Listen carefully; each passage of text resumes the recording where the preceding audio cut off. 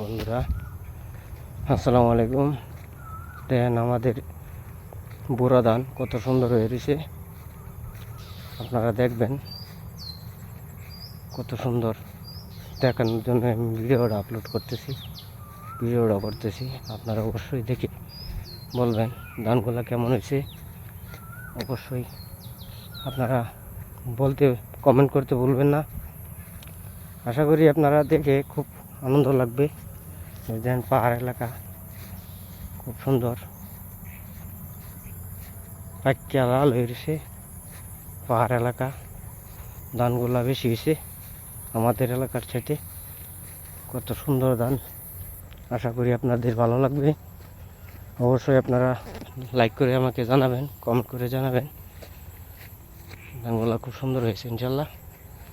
অবশ্যই আপনাদেরকে ধন্যবাদ, দেখে উত্তর দিবেন ইনশাল্লাহ।